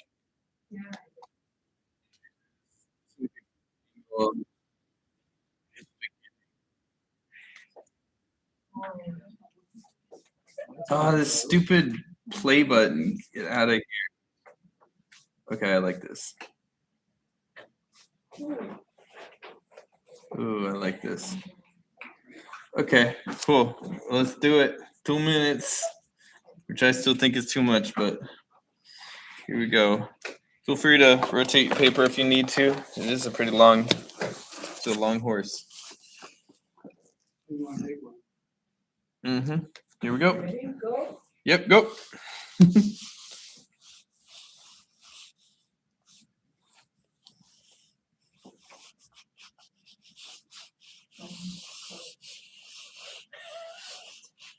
You don't have to draw the arrow, do I? No, extra credit actually if you do. If I do the shadow. You could totally do a shadow. That's actually not a bad idea. Try to just do everything that you see. Just follow your eye around. Yeah, I'm gonna try to do the shadow lines. Like where are the shadows gonna go? Reflection in the water. Wow, what a mess. Oh, thank you. Oh, I just peeked on mine. It's not so bad. That's not so bad.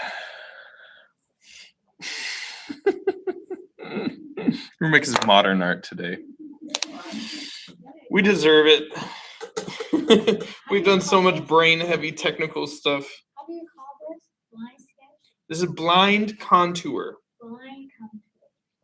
Yeah.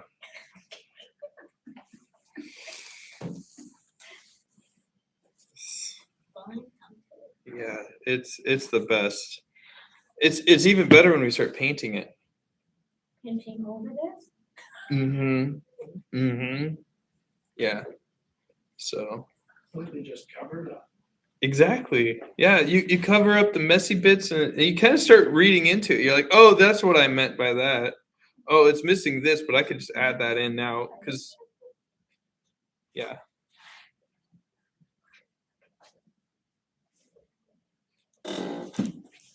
Okay. Let's do one more. And then we'll do one more and then we'll do the last one for painting, okay? So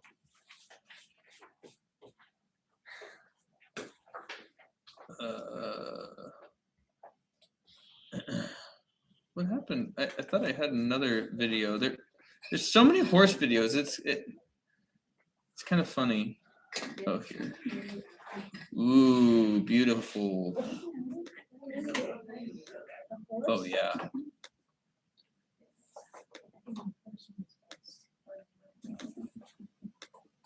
All right. Hello, hello. Okay, let me just try to get a good angle. Oh yeah, I think that's good. I think that's good. I like the angle he's like coming in at.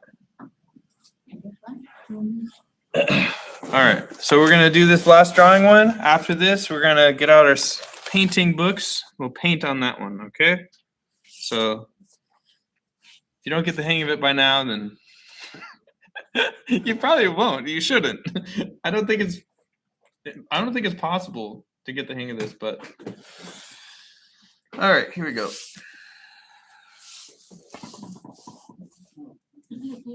Yep, we're starting. Just going, jumping in.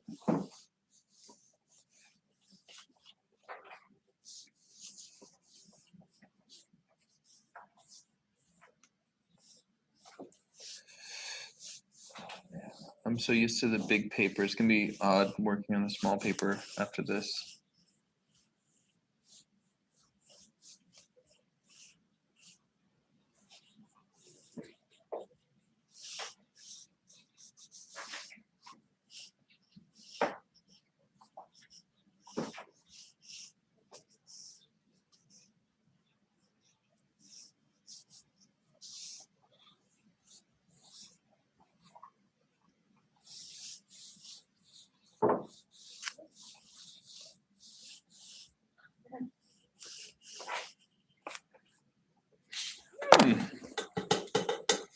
Not so bad.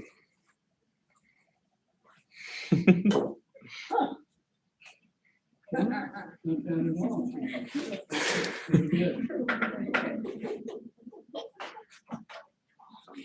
I feel like it comes out like the way I taught you guys to draw, like where you kind of figure out the outside shape of it all. That's kind of how I was working a bit.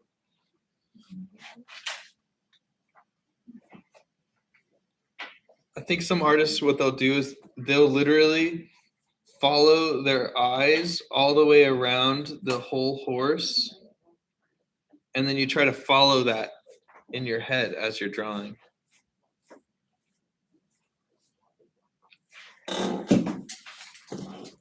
So there's definitely more than one way to do this. Okay, good stuff. All right, so I got some hand-picked primo ones. Let's see, where are we going? So I got some where it's like drinking some water. There's also this one where it's like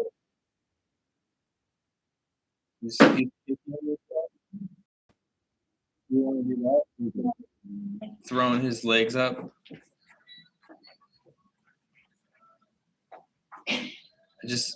The colors aren't so hot. I mean, oh, here.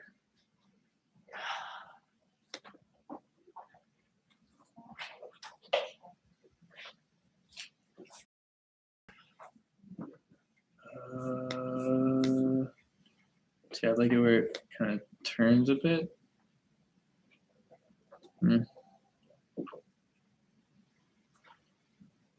Oh, perfect. Okay, cool. We'll do this one for our last one.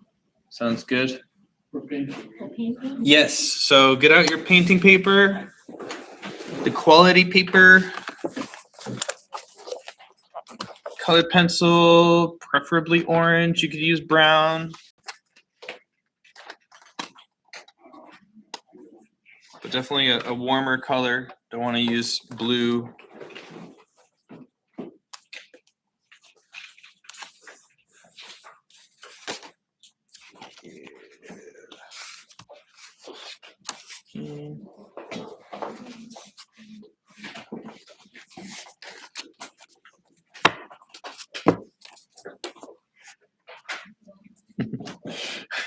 No, I'm gonna hear that a lot today.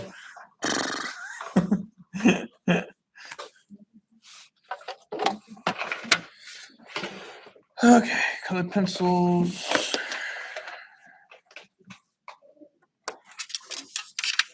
All right, let's go for, I'm feeling brown.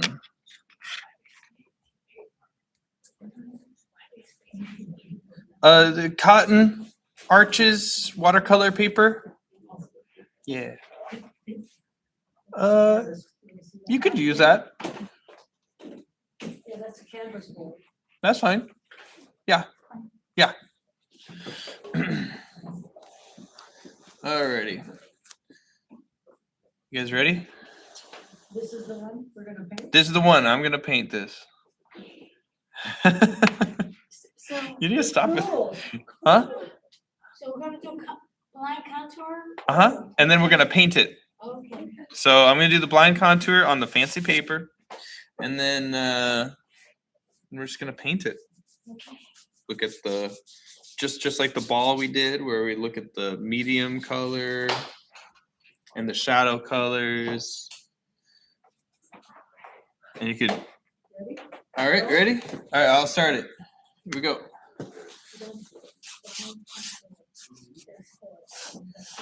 Okay. Yeah, and then-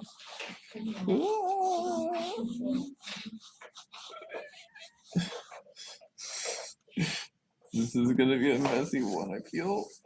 Okay, no, we're gonna do good. Doing great. We're doing great.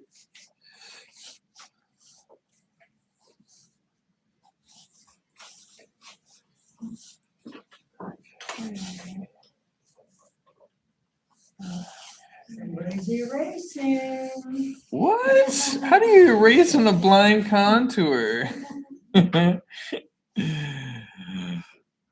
Okay. I looked. Okay.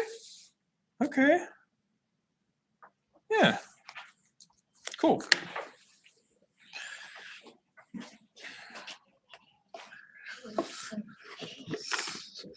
Mine looks like a kangaroo. Like a mouse.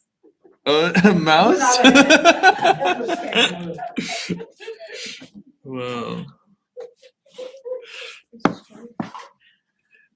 that's the whole idea. You now know your spirit animal.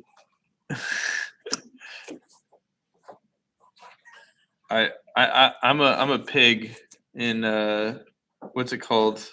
Chinese zodiac. The board. I'm the boar. I'm an earth dog. Huh? Earth dog. Earth dog. Earth dog. Oh, I don't know my That's your element. element. I don't know my element.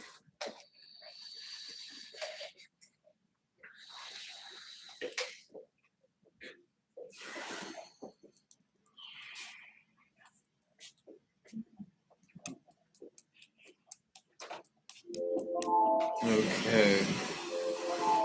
So now the fun. Can I look at it and change?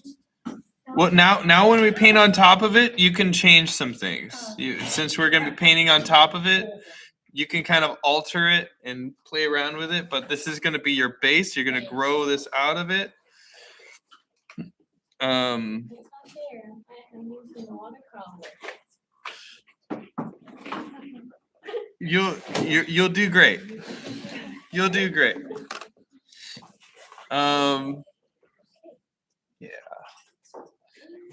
You have 2 weeks to do this too? No, we have the rest of class to do this, and you can, if you really don't want to, you can work on whatever you want. So I'm gonna do this.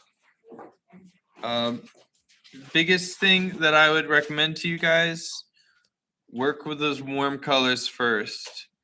I know you might not see them, but you can kind of see it in some places, like the nose, certain parts of maybe the hooves or the belly. You can kind of elaborate on some of those things. I can't find his belly. You might have to decipher a few things. It's gonna look funky, but I'll pull up some pictures of my horses. You guys want to see my horses? Yeah. Okay.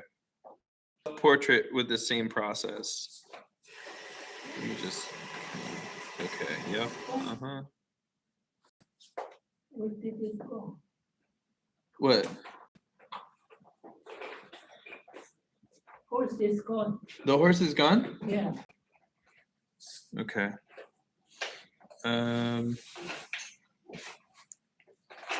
me just. Oh, here it is. So, Bryce, when you did the self-portrait, were you looking at a mirror? Yes. Yep. Yeah. I'll let me just. I'm just gonna pull it up. Last time you did a cookie your face and drawing. That would have been good. It definitely looks strange, but it was fun. I'm glad I did it. What happened to Bible? What?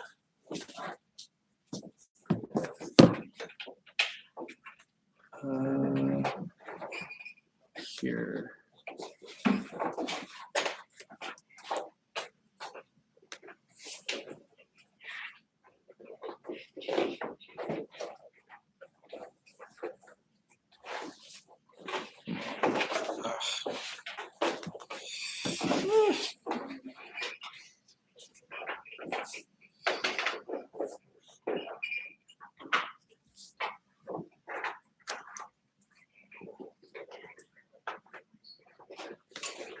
Okay.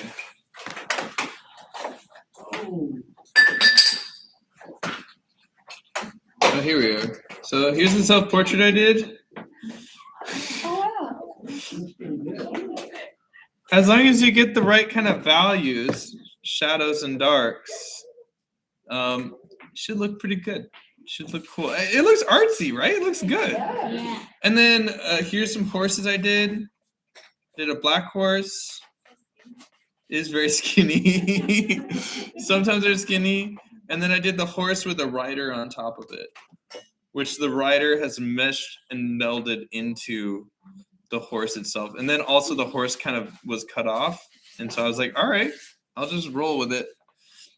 And then I kind of had some fun with some expressive line work. I was using a really messy brush, a really bad brush, but I love it so much. It's literally, I think it's for like greasing chains or something. Like it's like those cheap little plastic metal ones. But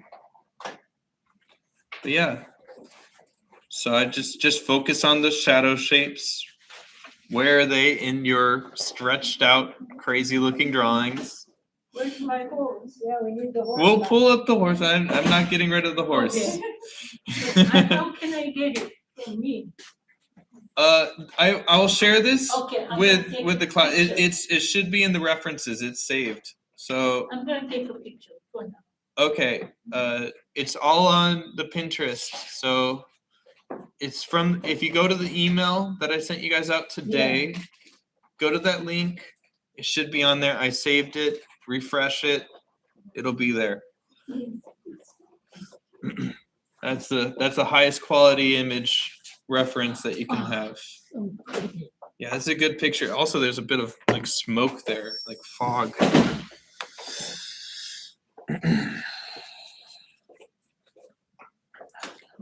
I'm gonna start things off with the wash.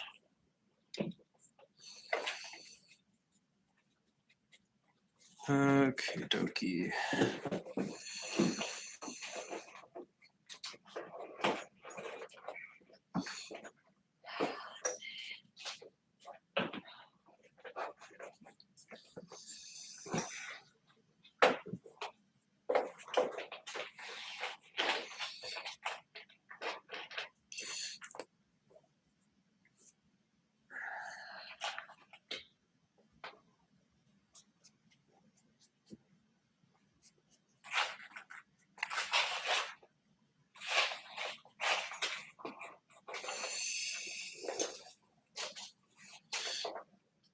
And have some fun with the color. As long as the values seem right, you could make this whole horse blue. There's a lot of blue in this horse. Try to keep things warm first, though. I always forget.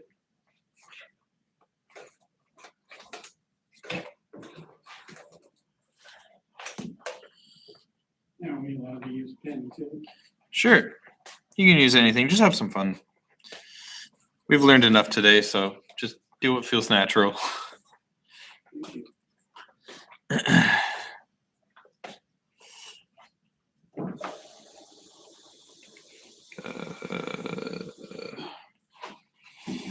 This So was is fun. that, it's on Pinterest, your Pinterest? The what? The picture is. Yes. I saved this horse on the Pinterest. So, I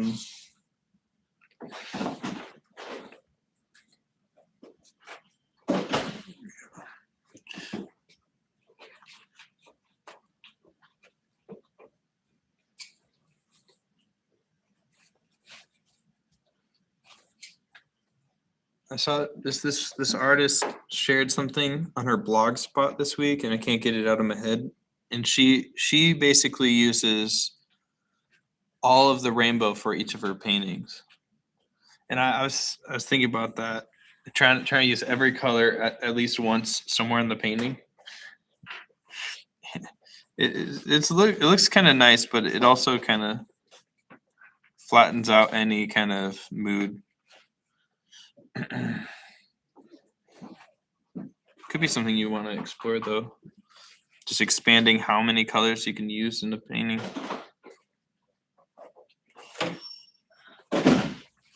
So that's not the one you did freeform, but like the blind one, right? Just right. This Painting, yeah. this drawing, this is blind.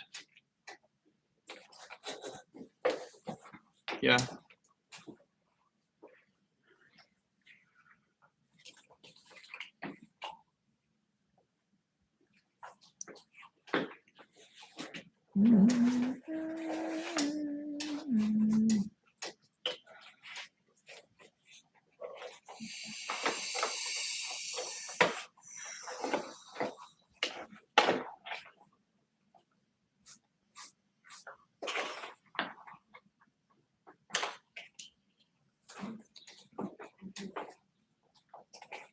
Next week, guys, we have another free paint day. So come with your references. Come with your subject, your ideas, pictures, huh? You could do a horse. You could do horses. You could do dogs. Dogs have a very similar anatomy as horses. So if you have a dog, any dog pictures, like that's why they do dog racing, because they're so close to horses. They're just less upkeep, I think. I don't know.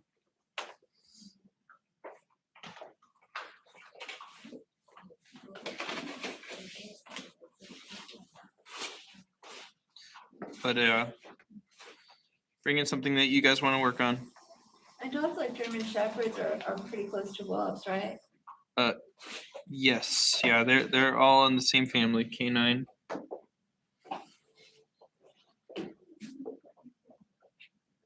do line contour of share, Huh? line contour of share. Share? And she can do one of me, Yeah, sure. you can do the class. I mean, if she's comfortable with it. You guys could definitely do each other in the class. It'd be fun.